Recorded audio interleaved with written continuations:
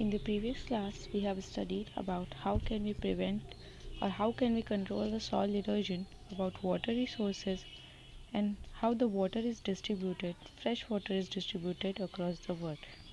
We have also studied about the two uses of water, that is, it is used for drinking and also for use for washing innumerable things.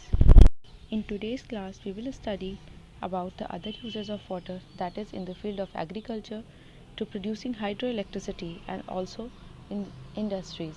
Along with that, we will also study about water scarcity, water conservation and some watery facts.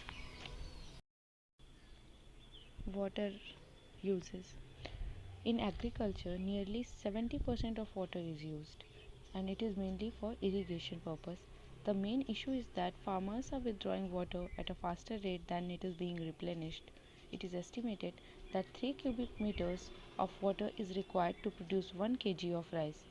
According to UN Food and Agricultural Organization, agriculture is responsible for the depletion of most of the fresh water.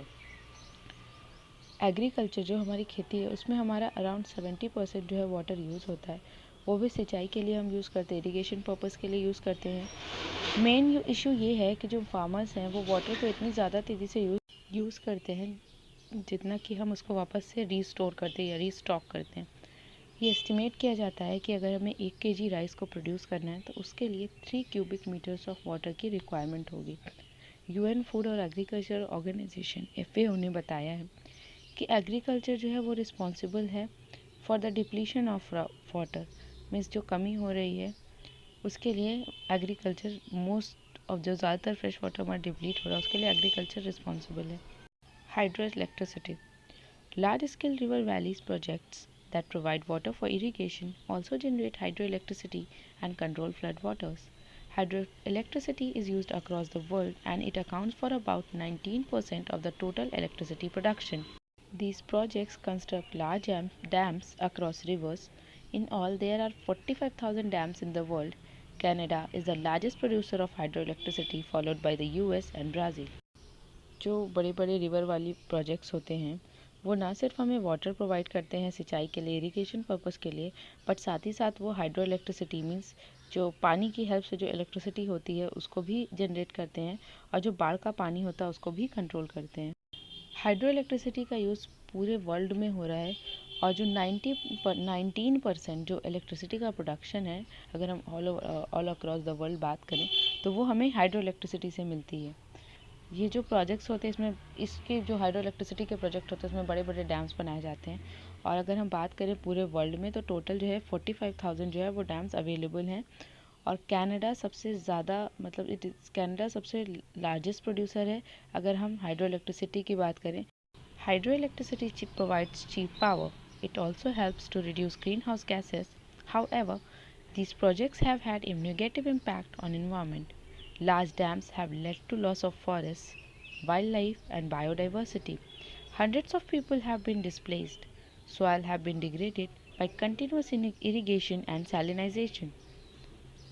Hydro electricity से जो हमें power मिलता है वो काफ़ी cheap होता है, काफ़ी सस्ता होता है, लेकिन ये जो है आपका मतलब ग्रीन हाउस गैसेस को भी रिड्यूस करता है। बट जो ये प्रोजेक्ट्स हैं उनका हमारे जो इन्वायरमेंट पे अगर आप इम्पैक्ट की बात करो तो बहुत ही नेगेटिव इम्पैक्ट पड़ रहा है। बड़े बड़े जो डैम्स होते हैं उसकी वजह से फॉरेस्ट को कट करना पड़ता है, उसके जो है फॉरेस्ट को हमें कट करके उसका लॉस होता है, वाइल्ड लाइफ जाती है, बायोडाइवर्सिटी जाती है। हंड्रेड्स मतलब बहुत सारे लोग होते हैं जो डैम बनाने की वजह से जो उस प्लेस को वेकेंट करना पड़ता है, खाली करना पड़ता है, तो वो डिस्प्लेस हो जाते हैं और जो सॉइल का डिग्रेडेशन है वो भी होता है क्योंकि हम इरिगेशन जो है कंटिन्यूसली करते हैं और साथ ही साथ जो है उसका सैलिनाइजेशन भी हो जाता है। India has over 4,000 dams in operation. These are part of the multipurpose projects.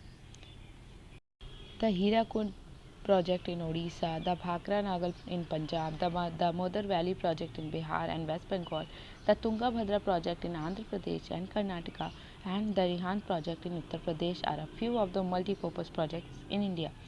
The dams have helped to increase agricultural production greatly in India, but they have not been cost effective. Also, thousands of acres of land has been submerged while building these dams that have displaced human and wildlife. अगर आप total number of dams in India की बात करो जो operation में जो अभी work कर रहे हैं, तो इंडिया में अराउंड 4000 डैम्स हैं। इसमें बहुत सारे जो है वो मल्टीपर्पज़ प्रोजेक्ट हैं, जैसे कि हीराकुंड बांध प्रोजेक्ट हो गया उड़ीसा में, भाखड़ा नांगल हो गया पंजाब में, दामोदर वैली प्रोजेक्ट हो गया बिहार और वेस्ट बंगाल में, तुंगाभद्रा प्रोजेक्ट हो गया आंध्र प्रदेश और कर्नाटका में, और रिहान प्रोजेक्ट हो गया जो है कि उत्तर प्रदेश में। ये सारे कुछ जो है मल्टीपर्पज़ प्रोजेक्ट्स हैं इंडिया के। ये जो डैम्स है इन्होंने एग्रीकल्चरल प्रोडक्शन को मतलब बढ़ाया तो है, मतलब थोड़ा बहुत हेल्प किया है, लेकिन बहुत ज़्यादा इतने इफ़ेक्टिव नहीं रहे हैं। और इसी के लिए आप ये भी देखो कि इन डैम्स को बनाने के लिए 1000 ऑफ एकड़, मतलब कई हज़ार एकड़ की जो लैंड है उसको सबमर्ज कर दिया गया है। उसकी वजह से क्या हुआ है कि मतलब सबमर्ज क्या था डैम्स बनाने के लिए, उसकी वजह से बहुत सारे ह्यूमन्स और वाइल्ड लाइफ जो है अपनी जगह से हट गए हैं, मतलब उनको अपना लैंड छोड़ के जाना पड़ा है। Industry.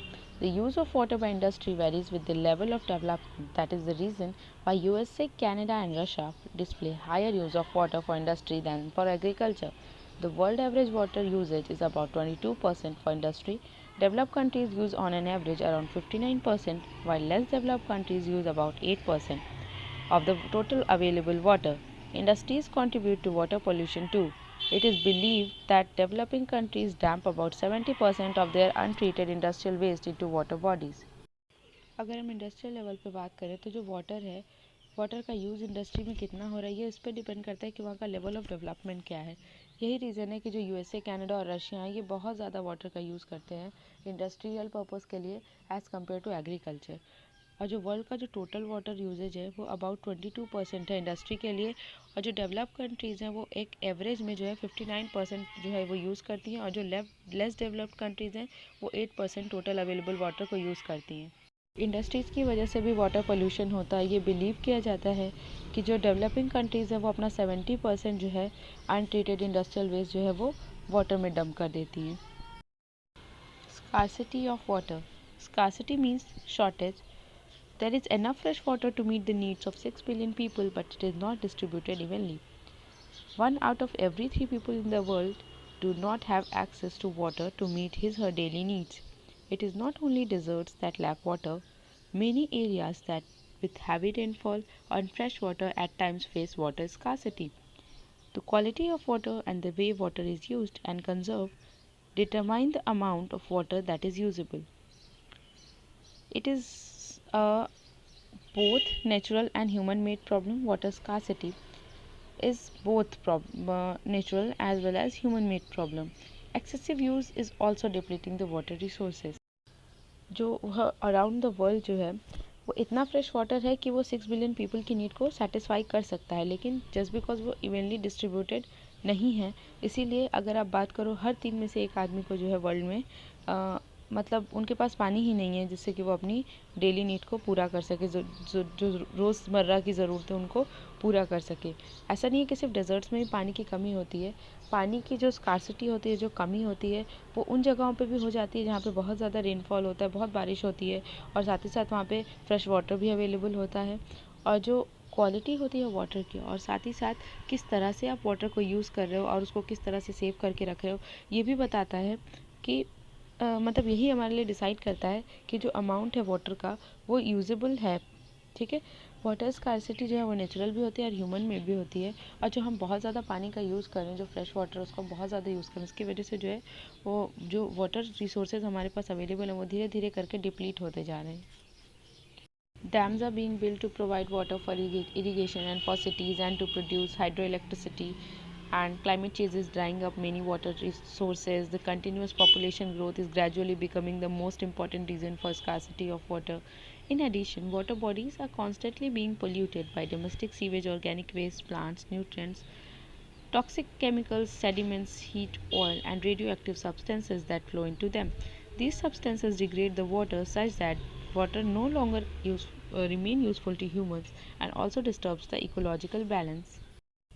डैम्स जो हैं आपके वो जो है क्या करते हैं कि वो हमें पानी प्रोवाइड करते हैं, वाटर प्रोवाइड करते हैं इरिगेशन यानी सिंचाई के लिए, और शहरों के लिए जो मतलब इलेक्ट्रिसिटी भी प्रोड्यूस करते हैं। क्लाइमेट चेंज की वजह से भी बहुत सारे वाटर सोर्सेज जो है वो सूखते जा रहे हैं, और जो पॉपुलेशन ग्रोथ है वो चूँकि इतना ज़्यादा बढ़ती जा रही है, इसी वजह से जो है पानी की कमी भी होती जा रही है। अगर हम वाटर बॉडीज़ की बात करें तो वो जो है पॉल्यूट कर रही है डोमेस्टिक सीवेज को, ऑर्गेनिक वेस्ट को, प्लांट्स और न्यूट्रिएंट्स को, toxic chemical, sediments, heat and oil और रेडियो एक्टिव सब्सटेंस, जो सारी चीज़ें जो पानी में बहा दी जाती हैं, और ये सारे सब्सटेंस क्या करते हैं, धीरे धीरे डिग्रेड कर देते हैं पानी को, जिससे कि अब हमारे पास जो है वाटर की जो अवेलेबिलिटी है वो घटती जा रही है, और साथ ही साथ जो है इकोलॉजिकल बैलेंस है वो भी धीरे धीरे डिस्टर्ब हो रहा है। Water conservation. Freshwater scarcity may be a big crisis in future unless steps are taken to manage water properly. जो फ्रेश वाटर की कमी है वो धीरे मतलब एक बहुत बड़ी क्राइसिस हो सकती है फ्यूचर में, अगर हम अब से भी हम स्टेप्स ना लें कि हम पानी को किस तरह से प्रॉपर तरीके से यूज़ करें. Every individual can contribute towards water conservation and can make a difference to the environment. You could start by using only as much water as required. हर कोई जो है वो वाटर कंजर्वेशन में कंट्रीब्यूट कर सकता है, और एक छोटे छोटे एफर्ट से भी काफ़ी जो है बड़ा चेंज आपको देखने को मिलेगा. एक थोड़ा सा तो डिफरेंस आएगा ही आएगा इन्वायरमेंट में. और आप मतलब सिर्फ इतना वाटर यूज़ करिए जितनी आपको नेसेसिटी हो. आप खुद भी you too can save water. आप खुद भी वाटर सेव कर सकते हो. कैसे? Turn off the tap while brushing your teeth and reduce your bathing time. Don't leave the water running while washing dishes for the clothes, and water the garden early in the morning or late in the evening to prevent pollution. ये सारे जो veg है आप इनकी help से जो है water को सेव कर सकते हो. There are few steps which are taken by different countries to conserve water and its quality. पानी को उसकी क्वालिटी को बढ़ाने के लिए, मतलब उसकी क्वालिटी को अच्छे करने के लिए और पानी को सेव करने के लिए, कंजर्व करने के लिए जो है डिफरेंट कंट्रीज डिफरेंट स्टेप्स उठाए हैं, जैसे कि वाटर रीयूज और recycling, sea water desalination, protection of wetland, rain water harvesting, river cleaning to improve quality of water, afforestation to reduce runoff, addressing the cause of pollution and encouraging rainwater irrigation practices. Rainwater harvesting. Rainwater harvesting is one of the most popular method to conserve water, especially in urban areas. Rainwater harvesting जो है सबसे popular method है पानी के conservation के लिए urban areas में. It has become important to preserve and conserve water that's available even if it is in the form of rain. मतलब ये बहुत ज़रूरी है कि हम पानी को प्रिजर्व करके रख सकें, उसे सेव करके रख सकें, और साथ ही साथ उसे कंजर्व भी करके रख सकें. हमें अगर पानी अवेलेबल है तो हम उसे कंजर्व कर सकते हैं, अगर वो बारिश के फॉर्म में है तो भी कंजर्व कर सकते हैं.